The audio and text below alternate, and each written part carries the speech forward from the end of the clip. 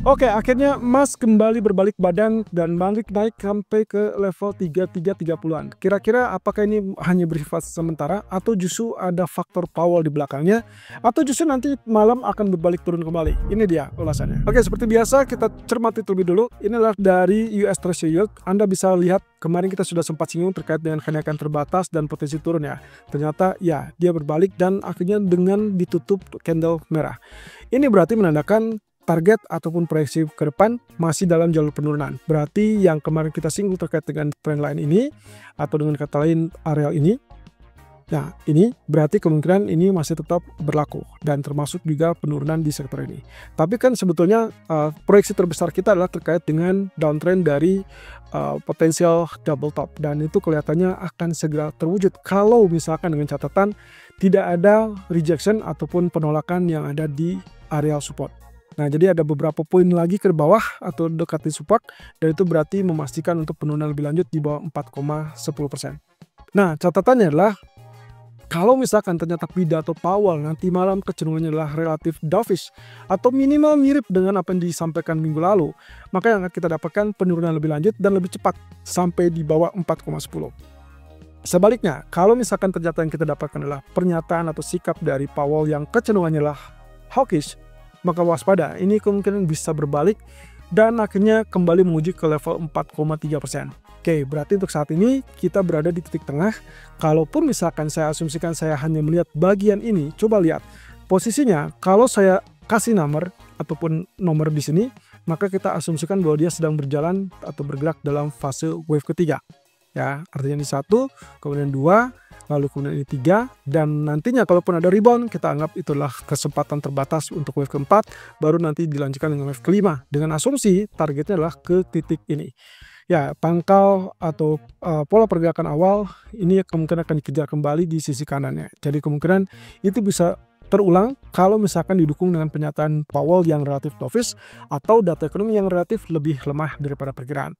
Nah, sementara posisi sebaliknya untuk US dollar, kemarin pun kita sudah sempat singgung ya terkait dengan potensi kenaikan yang mungkin relatif terbatas dan tidak diharapkan lanjut. Kemudian target resisten berikutnya kalau misalkan berlanjut, ternyata sampai saat ini kita bisa simpulkan bahwa dia tertahan persis dengan apa yang kita harapkannya. Areanya tetap di situ, kemudian dia kemarin pun naiknya tidak lebih signifikan dan berbalik turun dan ditutup dengan penurunan. Sayangnya, yang saya agak kecewa adalah range pergerakannya. Teman-teman bisa lihat lagi-lagi ukurannya adalah dari ukuran candlestick. Ya, kita tidak bicara tentang volume realnya, tapi cukup melihat dari aktivitas yang terjadi pada hari tersebut. Dengan candle pendek seperti ini, walaupun bearish, walaupun ditutup dengan penurunan, tapi sayangnya tidak seperti yang terjadi di candle-candle seperti ini, yang ekstrim. Ya, berarti artinya market masih menyimpan senjata, masih menyimpan ekspektasi. Ini kaitannya berarti 2 hari ke depan ya. Di hari Kamis kita akan singgung dengan data non-farm payroll, tingkat pengangguran, ataupun bahkan nanti malam pidato Powell. Jadi hati-hati nih, posisinya kita masih tetap bergerak dalam alur wait and see. Tapi secara keseluruhan kalau dipastikan dari pola pergerakannya, kita sedang berada di jalur wave ke-5.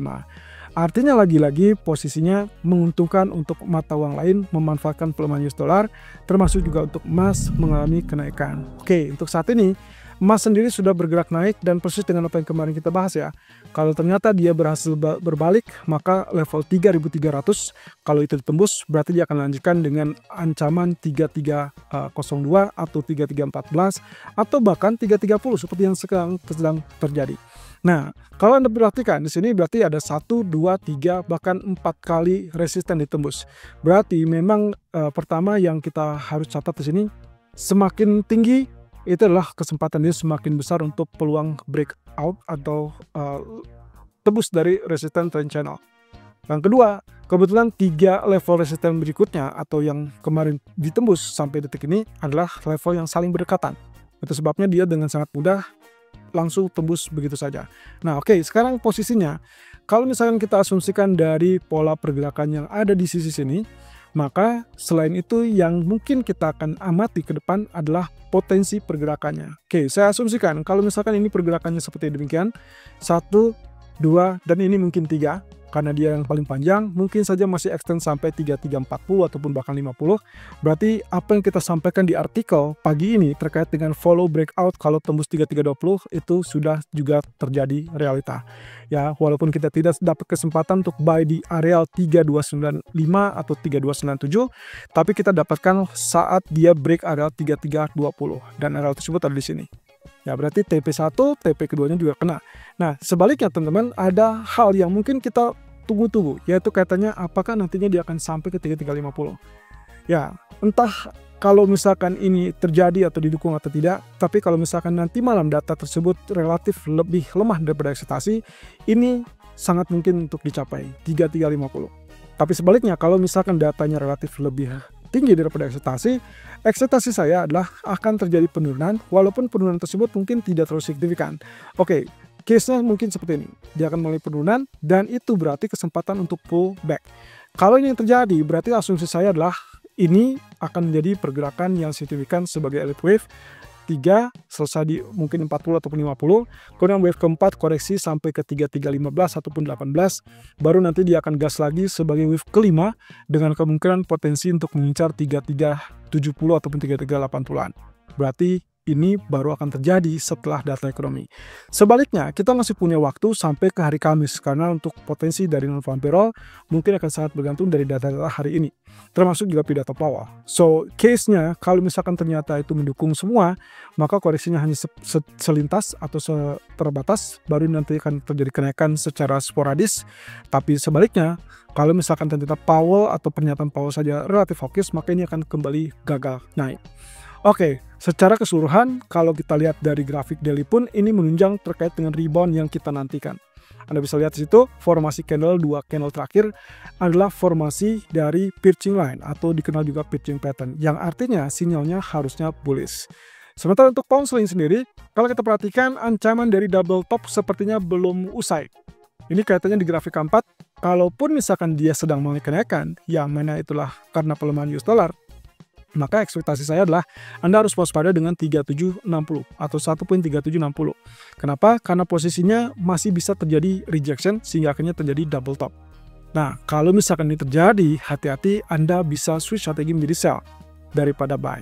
Nah, sebaliknya, mungkin saja yang terjadi berikutnya adalah kenaikan. Jadi asumsinya, kalaupun misalkan dia swing low-nya sudah selesai, kemudian dia akan tes kembali area resisten, maka potensi untuk penembusan bisa saja terjadi.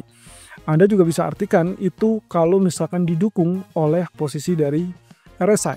Kalau RSI-nya lebih tinggi, maka peluang untuk tembus area 1.3760 sangat besar kemungkinannya. Tapi kalau ternyata lebih rendah, berarti waspada. Yang kemungkinan terjadi adalah ini level high, ini higher high, sementara yang terjadi pada sisi RSI mungkin saja nantinya adalah ini high dan ini lower high, yang berarti akan kecenderungan membentuk pola yang kita sebut dengan potensi dari bearish divergence. Kalau bearish divergence itu muncul, maka peluang double top itu bisa terjadi. Kalau tidak muncul, berarti kita tetap pertahankan buy dengan asumsi bahwa areal 1.3860 sebagai target atau proyeksi terdekat berikutnya.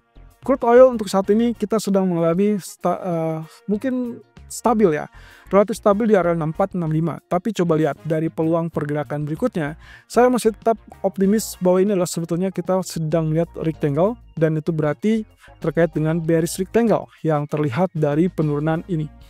Artinya sampai nanti dia dapatkan penurunan, maka yang paling memungkinkan tembus 6390 ataupun 6380 akan lanjut crash sampai 61 atau bahkan lanjut sampai ke area 59. Nah, tapi itu akan terjadi secara bertahap. Tapi untuk malam nanti, saya berharap tidak terjadi kenaikan di atas 66. Dan intinya, selama tidak naik di atas $66, maka Anda tetap berkomitmen untuk tetap sell.